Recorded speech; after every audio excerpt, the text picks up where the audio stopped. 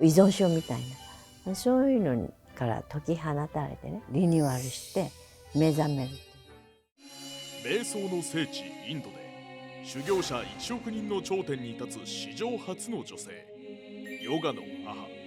ヨグマタ相川恵子が送る人生の羅針盤。今回のテーマは、こんにちは、ヨグマタ相川恵子です。今は情報が多く、皆さんスマホとかですね、コンピューターでいろいろな情報を捉えておかないと安心できないみたいに、それは皆さん心が疲れすぎているんではないのかなとも思いまして、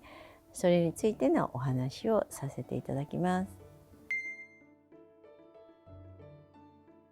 皆さん電車などに乗るともう本当全員がね、スマホを見て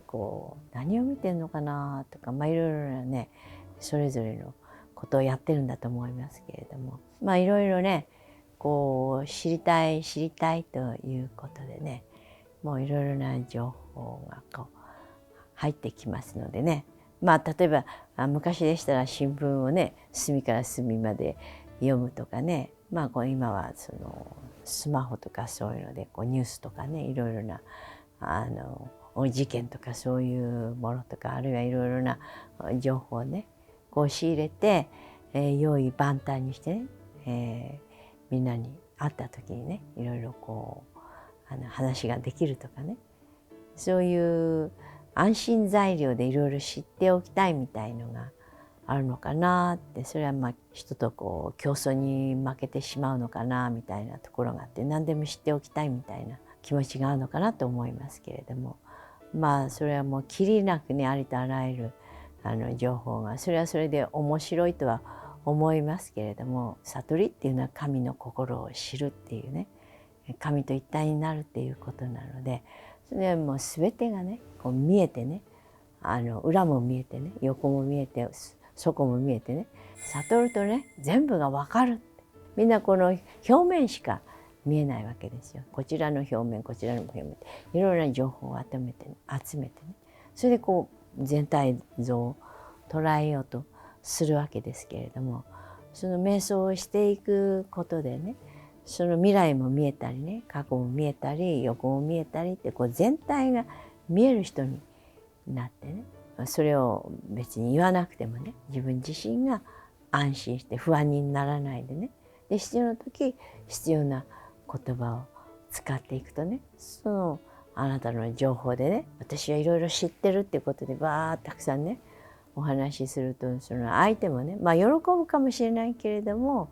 やはりその人もまた情報過多になってしまってね、深い知恵っていうのはね湧いてこないと思うんですよ。だからあなたがその深い知恵からのね、そういう情報を与えたら、その人は焦りではなくね、安らぎを得てね、一知って十を知るみたいなね、そう一つ一つの情報を全部知らないと安心しないっていうんじゃなくて、一つのことが分かれば全体が分かるみたいなね、そんな風になっていけるのかなって。そして内側が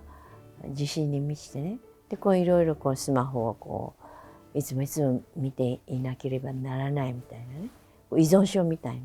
な、そういうのから解き放たれてね、すごい平和で安心して何か知ってないとみんなとの競争に勝てないっていうことじゃなくてね、あなたがそこにいることで人に安らぎを与えて、その人もアイデアが湧いたりね、実りのある会話ができるんじゃないかな。ぜひ瞑想を実践していただいて、スマホに依存する中毒症状からね解放されて豊かな人になっていただきたいと思います。真のヨガ瞑想を通して100万人以上に愛と平和を伝えてきたヨグマタ相川恵子に学ぶヒマラヤシッダー瞑想無料説明会を開催中。 LINE 登録するだけで完全瞑想ガイドをプレゼント。詳しくは概要欄から。瞑想を取り入れる時間を生活の中に入れることで、取り入れた知識がつながって相乗効果を生み出すような心と体の状態に持っていけるっていうようなことなんですか？そうですね。だから全部つながって、その全部を調べなくてもね、だいたい推察できたりね、そしてこうゆとりある人になってね、言葉も力があったりね、それで直感が冴えてね、いいアイデアが出たりね、ただ情報をこう与え合うっていうことじゃなくてね、自分から生み出す力っていうものも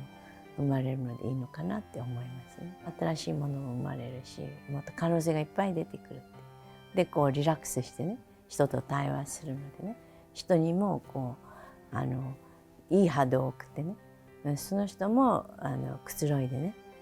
そしてその人もその中毒症状が治るかもしれないと思いますよね。まあ私のところへ来ていただければすぐそのパワーをいただいてね、でリラックスしてそれが解けてね、質のいい瞑想になっていくんじゃないかなと思います。それいちいち読まなくても分かっちゃう。でその存在そのもので説得力がある人にその知識で説得するんじゃなくてね、で仕事もすごく早くできるようになる。頭が整理整頓されるので、ね、パッと早くできる。無駄な知識はいらない。瞑想の情報もすごいインターネットに転がってるじゃないですか。あれっていうのは正しいんですか？それともそれ生きたマスターからいただくのがいいと思いますので、その先生が悟りを得て、でそういう清まったそういう存在でね、その祝福によってすごくそのいただく人が清まってね、そしてこうリニューアルして目覚めるっていうことね、単にこのテクニックじゃないって、そういうエネルギーも一緒にいただける祝福っていうのが重要なんですね。だからマインドの知識だけでね